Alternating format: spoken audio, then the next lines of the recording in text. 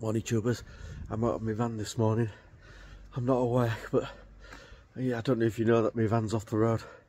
So I'm going to try and do this DPF cleaning. If I can't do this, then I'm going to have to just look at getting rid of it and getting another one. So what products I've chosen is this Mannol. So you've got to basically remove your exhaust pressure sensor. There's a straw to connect to that, to the underside of there where you remove the sensor from, and basically squirt this stuff in. So this van is a Nissan NV200. It's the K9 engine. It's the exact same engine as what you've got in a Qashqai, and it's the same exhaust, etc, etc, DPF, blah blah. So I'm gonna crawl under there and just see if I can do a bit. So let me just crawl underneath and I'll get back to you. Before we get started, here's your straw. So you've got one open end, and then you've got another end which has got like 3 little sprays on the end. I don't know if we can get close to that. I don't know. Anyway, it's got 3 little sprays. So you can only put it on one end. So let's just... there we go. So that has to go into there, and then that goes into where you've removed your exhaust pressure sensor from. Right, let's get under the van. Right, I'm under my van.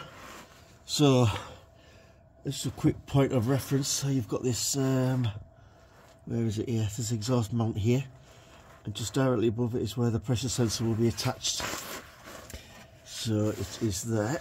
So I've just got that. Oh, I'm going to go get. Didn't think I'd push that all the way on there.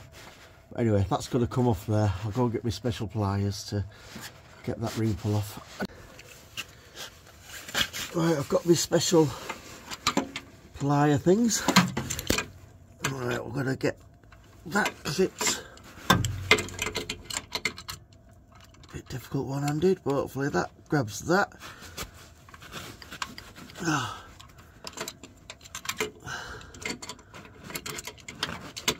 If I can get it that way. Nope.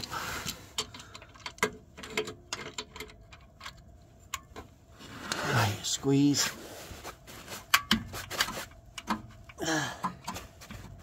Right, I got it off. And there we go. Right, so that plastic straw now is going to go in the tip of there. Amazingly enough, I ran the van without the back pressure sensor on, and I was able to rev it. So there's obviously a blockage in here somewhere. So right, I'm going to push the straw in the end. Hopefully it'll go all the way to this point here and start injecting into there. Right, I've got that in there. So what I've got to do now is do short blasts and leave 10 seconds. So all I'm going to do is just do this. 3, 6, 9, 10, and keep doing this for the full can. I can already see the foam, which is obviously hitting something that's coming out a bit dirty.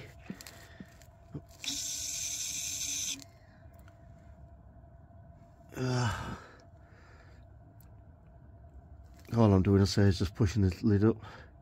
Count to 10. I don't suppose it's an exact science, but it gives it a chance to penetrate and settle.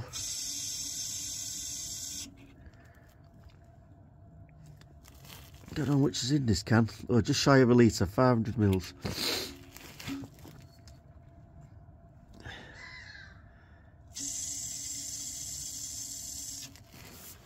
I wonder if I've got to keep it down a bit.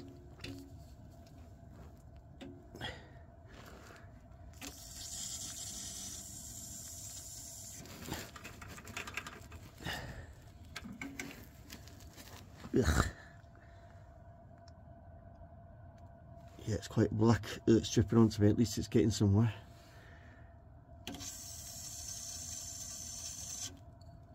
Right, I'll check back when I've got it all in. Oh, obviously it's getting a bit of black pressure. You can see how the foam's dirty. So I'll just keep going with that. Hopefully I've got it wrong this bend. I have pushed it quite a way, so I am thinking it's probably at this point here. Yeah, right, let's carry on. Right, I've got the full tube in now.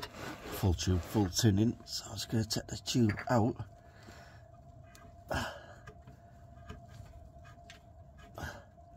That was quite a long way in, actually. There we go. Right, you can't put your sensor straight back on. As soon as you start the van up, it's going to start sending fluid this way, and you don't want to bugger that up. So what you need to do is cap it off. So I'm going to see if I can find something just to bung that for a while. Right, I've got the van started. Look at the stuff coming out of there. So I can't rev the arse off it yet because it's that blocked, it won't. But this absolutely stinks. But from what the videos I've seen, that's a good sign. So I'm going to keep it going. I've only got a temporary bung under there. You can see it's leaking out a bit there. I've got the temporary bung in. I'm not bothered, most of the pressure is coming this way. So I'm just going to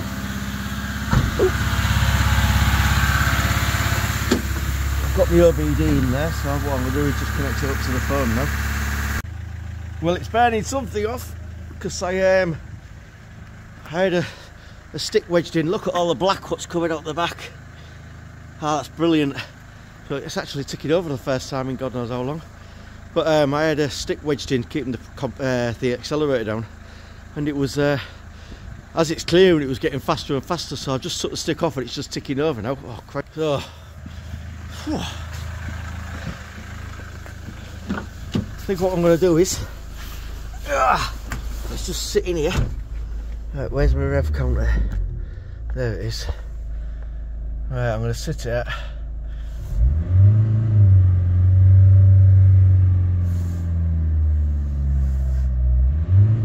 Yeah, it won't let me get to 3,000 revs before. So I've got it sat. It's hard settle, trying to get this to settle, but I'm just going to rev the arse off it.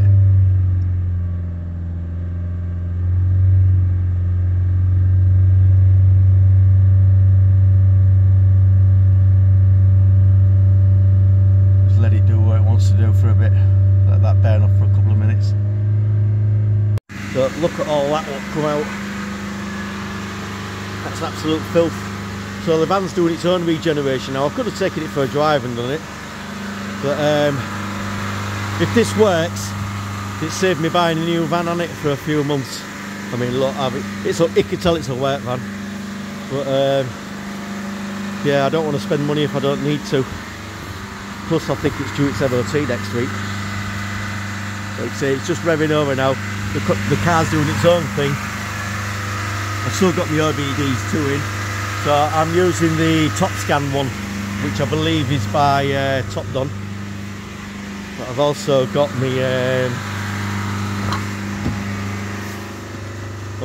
this one, my iCar Soft, which has been brilliant. I've had this since day one, and that's what's diagnosed most of my faults. Lifetime updates.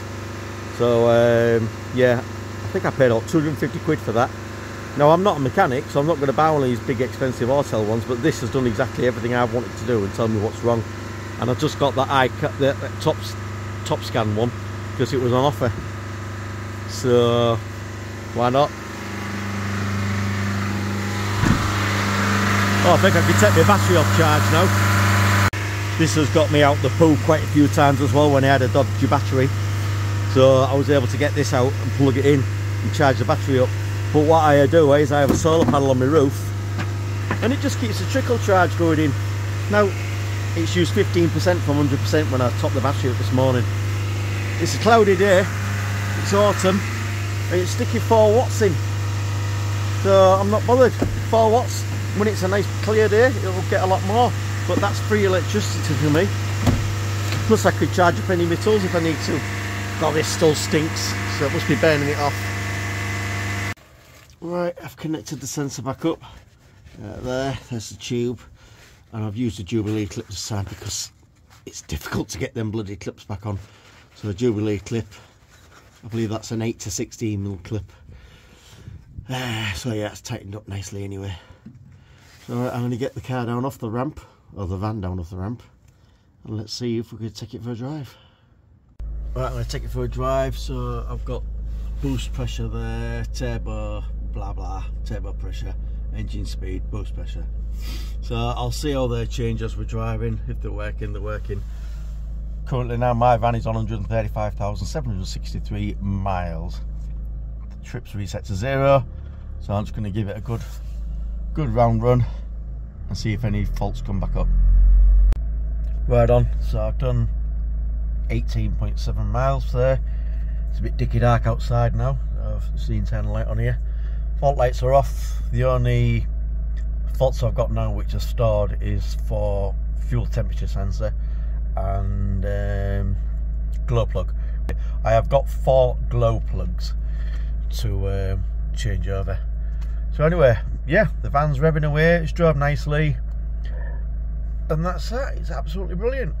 Right, if you like this video and regarding this DPF cleaning, £6.99, give us a thumbs up, give us a like, subscribe, leave a comment, and I'll leave the links in the description for where I bought the Mannol DPF cleaner from. Right, see you all very soon. Night night.